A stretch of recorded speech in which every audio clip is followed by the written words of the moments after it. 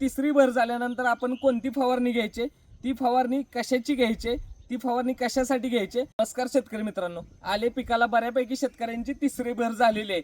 तिसरी भर झाल्यानंतर आपण कोणती फवारणी घ्यायची, ती फवारणी कशाची घ्यायची, ती फवारणी कशासाठी घ्यायची आणि त्या फवारणी जी आपण करणार आहे ती आले पिकाच्या कोणत्या भागावरती फवारणी करायची याची माहिती आपण या व्हिडिओमध्ये घेणार आहे। तर शेतकरी मित्रांनो, तिसरी भर झाल्यानंतर आपण जे माती आपली बऱ्यापैकी वर पडलेली आहे, माती वर गेल्यानंतर काय प्रॉब्लेम होतो, आतापर्यंत आपण जी बुरशीनाशक कीटकनाशक असेल ते आपण आपल्या आले पिकाच्या बेडवरती वापरलेलं असतं, ड्रिपद्वारे असेल आळवणीद्वारे असेल, पण आपल्या पाटामध्ये जी बुरशी असते ती ॲक्टिव्ह असते किंवा बुरशीजन्य ज्या रोग किंवा कीड प्रादुर्भाव असतो तो पूर्णपणे उडून आपल्या पाटातली माती आपल्या आले पिकाच्या बांडीच्या जवळ पडत असते।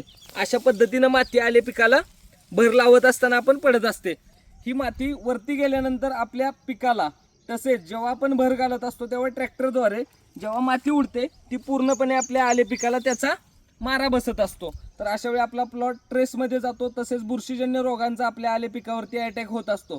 तर याच्यासाठी आपण आले पिकाच्या बांडीवरती फवारणी घेणार आहे। 1-2 दिवसापूर्वी आपण व्हिडिओ टाकला होता, त्या व्हिडिओत दाखवलेल्या पद्धतीनं आपण आपल्या आले पिकाच्या बांडीवरती फवारणी घेणार आहे। तर या फवारणीसाठी आपण औषधांचा वापर करणार आहे।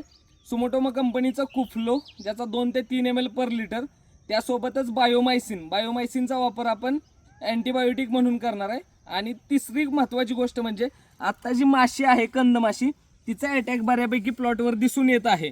तर या बांडीवरती कंदमाशीचा अटॅक होतोय, त्याच्यासाठी आपण त्यामध्येच मिओथ्रिन किंवा मेशी याचा वापर 2 ml पर लिटर करणार आहे। ही फवारणी आपण आपल्या आले पिकाच्या बांडीवरती करायची आहे। त्यासोबतच शेतकरी मित्रांनी फवारणी करत असताना एकरी साधारणपणे 20 पंपाची फवारणी करायची, जेणेकरून ते औषध जे बांडीवरती पडणार आहे ते पूर्णपणे वरंगळून खाली जाऊन आपल्या कुडीला देखील बुरशीजन्य रोगांपासून संरक्षण देईल। धन्यवाद।